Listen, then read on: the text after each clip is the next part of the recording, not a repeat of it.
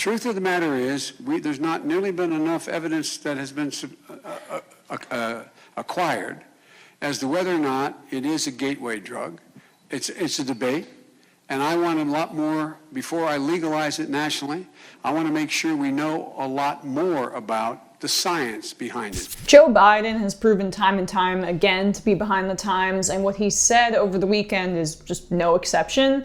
There's a lot wrong with what he said there, and we'll get to that in a second. He does support medical marijuana, so I'll give him a tiny amount of credit there, but that's really just the bare minimum in this day and age, and it's such a stark contrast to what AOC said on Twitter, seemingly in response to Biden. Marijuana should be legalized and drug consumption should be decriminalized, she wrote. These are matters of public health. Yeah, she went even further than a lot of people would. Drug consumption in general should be decriminalized. She's exactly right, because one, other countries have done this to great success, like Portugal.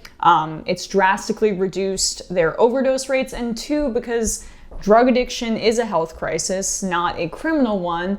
But in the very least, if we're talking about this, even if you want to posture some disagreement on policy, supporting marijuana legalization is the consensus moderate position in this day and age, and wanting it to be illegal or wavering on it is really the right-wing position, and that is reflected in the poll numbers. Most Americans, 2 out of 3, say marijuana should be legal according to new data from Pew Research Center that builds on a decades-long trend line. The share of those opposed, meanwhile, has plunged 20 percentage points to 32% in the past decade. Legalization is supported by 78% of Democrats and 55% of Republicans. It has roughly 2/3 support among every racial, gender, and educational group in the US, according to the survey. So Biden is behind 78% of the Democratic electorate, and he's running in a Democratic primary. It doesn't seem like a winning strategy, even if this isn't the number one issue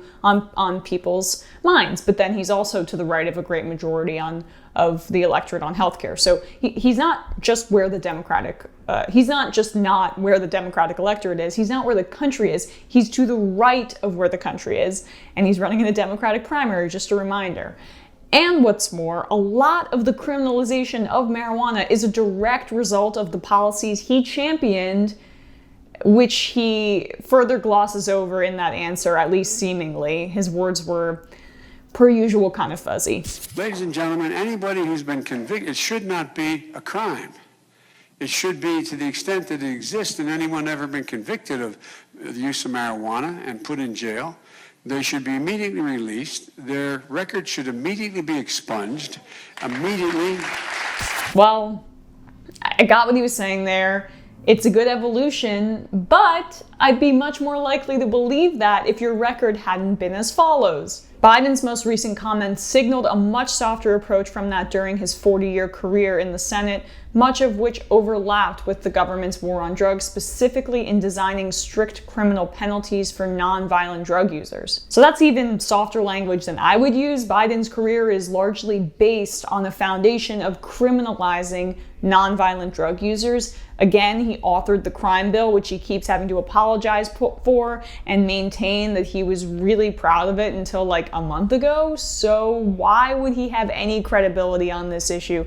I mean, I'll get to this Bloomberg story in a second, but who has, honestly, Biden has more credibility on this than Bloomberg does on Stop and Frisk, but it's a power ranking that's really at the bottom of the credibility scale.